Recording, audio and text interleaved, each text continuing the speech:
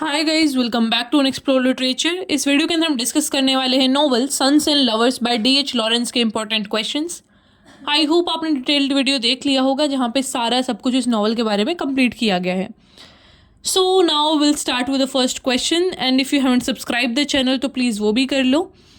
मैंने पहले बताया कि हमारे मेजॉरिटी व्यूअर्स ऐसे हैं जिन्होंने चैनल को ही सब्सक्राइब नहीं कर रखा, तो this is very important. You also need to support us, तो प्लीज़ वो भी कर लीजिएगा। Alright, so now without wasting much of your time, let's start with the first question. So the question is, how does Paul Morale's relationship with his mother influence his relationship with women? तो पोल morale आपको पता होगा ग्रेट्यूड का बेटा था।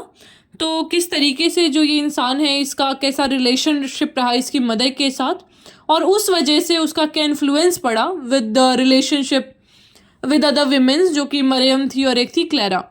तो इन दोनों औरतों के साथ फिर इसका कैसा रिलेशन रहा, तो फिर आपको एक एक करेक्टर को समझाना होता है। I am here not to tell you the answers, लेकिन उसका स्ट्रक्चर क्या रहेगा। ठीक है, तो सबसे पहले आप बताएंगे कि पॉल कौन था, उसका क्या रिलेशन था उसकी मदर के साथ, जो कि सेंट्रल थीम है हमारे नॉवल का। तो वो इडिपस कॉम्प्लेक्स वाला चीज़ भी आप थोड़ा सा डाल देंगे यहाँ पे, कि स्कॉलर्स का मानना ये है कि यहाँ पे थोड़ा सा इडिपस कॉम्प्लेक्स का भी जो है वो एलिमेंट हमें दिखता है।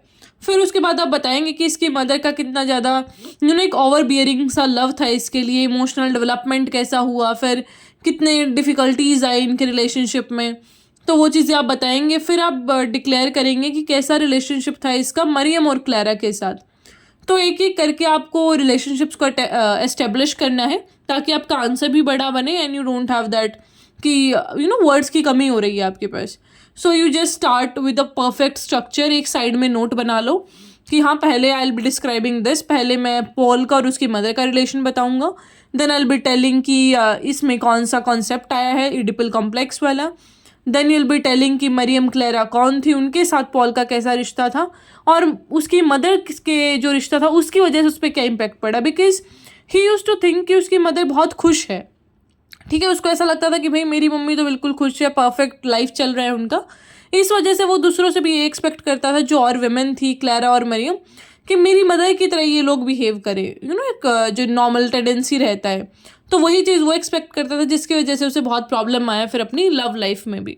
Now the next question is, what role does class in social aspiration play in the novel.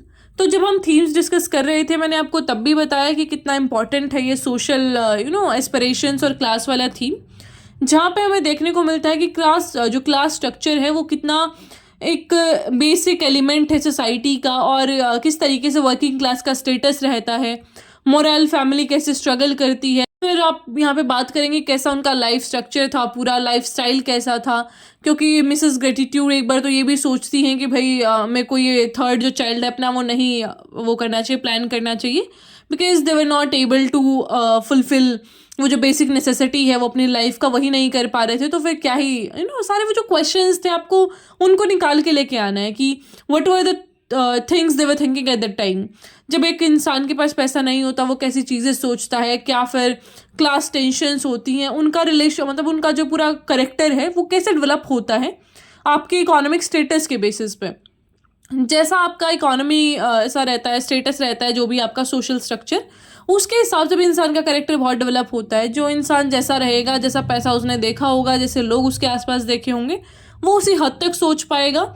और इन्वायरमेंट का फ़र्क तो फिर पड़ता ही है। फिर आपके रिलेशनशिप्स कैसे होंगे, आपका डिसीजन कैसा होगा, आप किस तरीके से सोचेंगे, कितना सोच पाएंगे, आइडियाज़ कैसे रहेंगे, that is shaped by this class in social aspirations.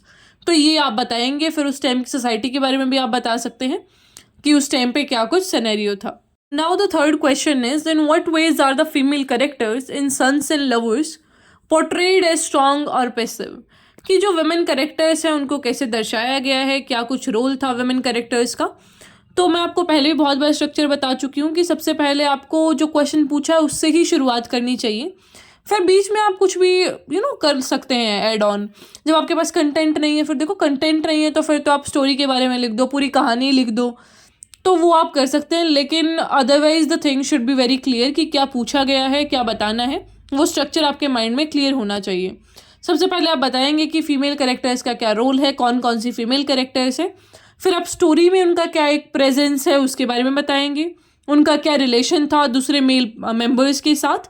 तो यहाँ पे आप जो थीम्स हैं पावर के, सेक्सुअलिटी के, इंडिपेंडेंस के, इनको बताएंगे और किस तरीके से ये जो औरतें हैं इन्होंने सोसाइटल एक्सपेक्टेशंस को चैलेंज किया, that also you need to discuss into this. तो आपको एक एक थीम पकड़ के उसको एक्सप्लेन करना होता है। That's how you deal with this kind of questions. Fourth question पे बढ़ने से पहले मैं आपको एक और बात बता दूं, मैं फर्स्ट सेम से आपके लिए इंपॉर्टेंट क्वेश्चंस कवर कर रही हूँ। Now you people are in fifth sem. आपने ये चीज़ नोटिस भी की होगी and many people have commented this things down, आप वीडियो के नीचे भी देख सकते हैं। और टेलीग्राम वगैरह में मुझे काफ़ी सारे मैसेजेस आते हैं कि इन क्वेश्चन से बहुत हेल्प मिलती है। इसका मतलब ये नहीं कि ये क्वेश्चन ऐसे के ऐसे उठ के एग्जाम में आ जाएंगे, लेकिन ये थीम्स ऐसे ही रहेंगे, सिर्फ वर्ड्स को आगे पीछे करके आपको प्रेजेंट किया जाएगा। एंड फर्स्ट सेकंड सेम में तो कुछ क्वेश्चंस ऐसे के ऐसे भी आ गए थे, the wordings were also same. तो आपको अगर आपने कुछ भी नहीं पढ़ा है अभी तक तो एटलीस्ट इन क्वेश्चंस को तो प्रैक्टिस कर लेना, क्योंकि मेजर थीम्स ही है। ऐसा नहीं है कि पेपर मैंने बनाया है, this is only because I know what are the major themes in the story या फिर novel, that's why I am able to cover this things. जब आपको यही पता होगा कि मेजर थीम्स क्या है तो उनके ही इर्द गिर्द ये सारी चीज़ें आती हैं। करेक्टर्स और थीम्स का बहुत इंपॉर्टेंट रोल रहता है, तो हर एक करेक्टर को और हर एक थीम को आप बहुत इंपॉर्टेंट तरीके से डिटेल में कवर करेंगे, then only you can get some good marks in literature paper. Okay, so अब फोर्थ क्वेश्चन को देख लेते हैं। How is masculinity portrayed in the novel particularly through the character of Walter Morel.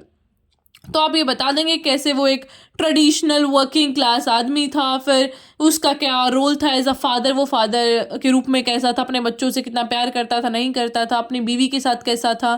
ठीक है, तो आप ये सारी चीज़ें बताएंगे। फिर उसके बच्चों पे उसका क्या इन्फ्लुएंस पड़ा, उसकी इंडिविजुअल ज़िंदगी कैसी थी। तो आपको सबसे पहले तो इंडिविजुअलिटी बतानी होती है, फिर उसका स्टोरी में रोल बताना होता है, then you have to tell कि दूसरों के साथ उसके कैसे रिश्ते नाते थे।